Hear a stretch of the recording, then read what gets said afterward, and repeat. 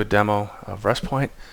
Today we're going to show you how you can turn your OpenAPI spec into a fully deployed API Backend beta deployed on the cloud.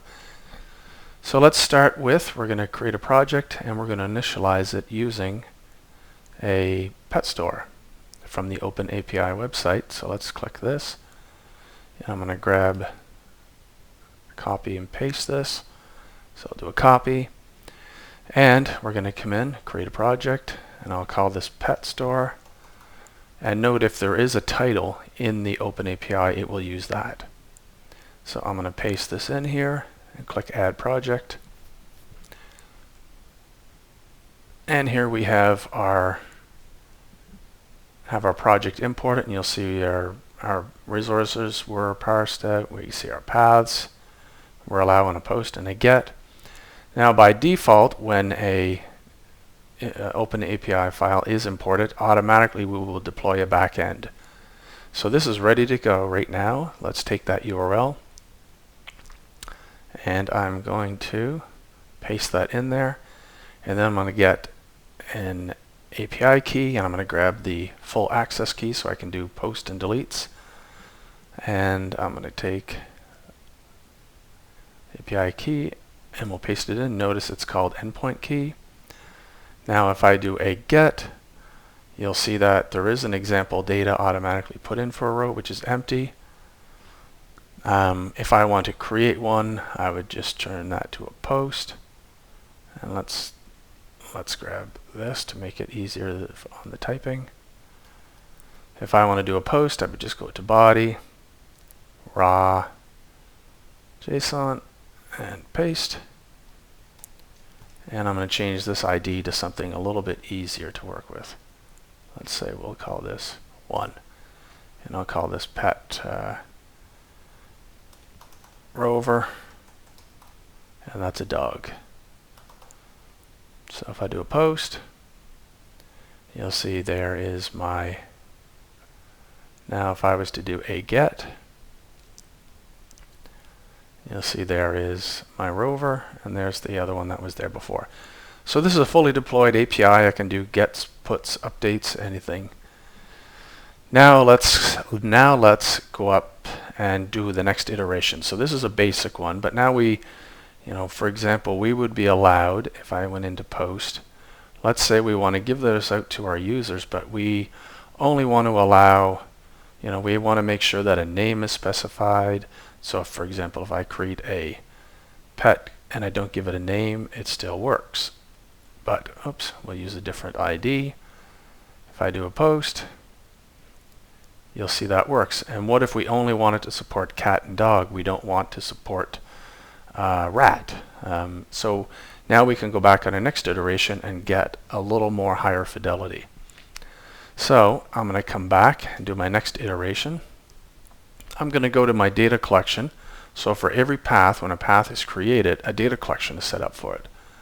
And I'm going to delete the default that came with it, and I'm going to call one rover, and we'll call this a dog, and I'll click add, and I'm going to add another one here called Felix, and I'm going to call that a cat. So we have two types of pets right now. Now let's go and add some logic. So if I wanted to, I'm going to go and create some logic on my create,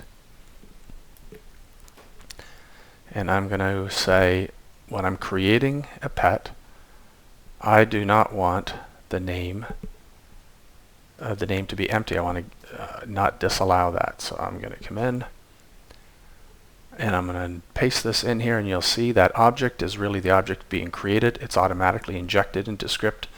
There's some default objects that are passed in, like paths, collection, action, object, webhooks. So you can see that in the help there. But basically this is the request body that's being passed in. So we're going to say if the name is empty, we want to send a message, please specify name. So let's run a quick test on that. We're going to pass in an example request body, and you'll see it says please specify name.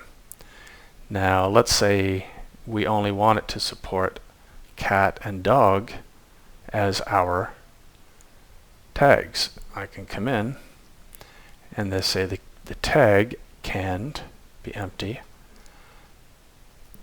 And this one actually is the tag must be cat or dog. So you'll see if the cat, check it and say if the object tag equals dog or is not equal to cat, only dog or cat allowed. So let's give that a test run. So we'll specify a name to get through the one error. And now we'll specify a tag which is rat. Say only dog or cat is allowed. Okay, so we have that working. And let's put in one more bit of logic that says we want to check that a duplicate name, we send an error. So if someone adds a duplicate name, we don't want to allow that. So you'll see collection is again one of those special passed in injected objects.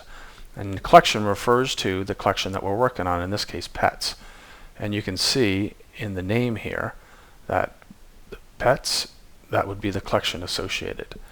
So we're going to say if the collection already has an object with the name and what's passed in, we say that name already exists.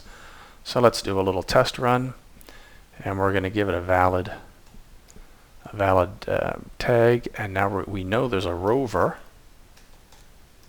So let's check. See, that name already exists, rover. So I think we're all good on our business logic. We have a couple of example objects in our pet collection. So now let's go and deploy our Swagger Pet Store. Swagger Pet Store. Oops. And we're going to call this Beta 2.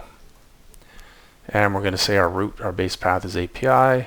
We will deploy that. We won't touch on that today, but that's automatically provided. Pets and copy data. So I'm going to add this. Now, since we didn't change our paths, this will be very easy to test. We just go to our postman that we had before, and we just change the endpoint key. So this will be now a whole new API backend with the data deployed from our collection. So we should see now when we do our get pets, we should see the two keys that we expect to see. And I'm going to go make it back here. I click none on there. So you'll see that we have two pets, Rover and dog. Rover and Felix, sorry. Now let's go and test. We're going to try to create. We're going to now try to create our third pet.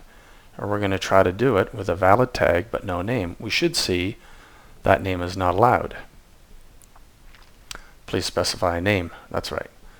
So now we are going to specify a name called George, and now we're going to say we want to add a tag called rat. Now that should say no, we only allow dog or cat. Only dog or cat allowed.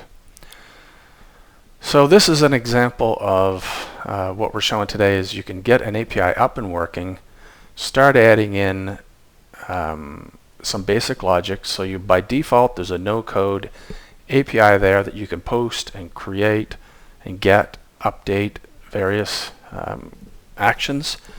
If you want to make it even more higher fidelity, you can easily add in logic, and we could continue to add in logic on the get, the create, the update, delete. So you can start really adding in very quickly some logic and then give it to your users or to folks that to give feedback, and really it really can get engagement when it really is reacting like your end API will. We won't touch on webhooks, but that's where we can even come in and start plugging and pushing our data to backend systems and make it even more realistic. But that's it for today. Thank you.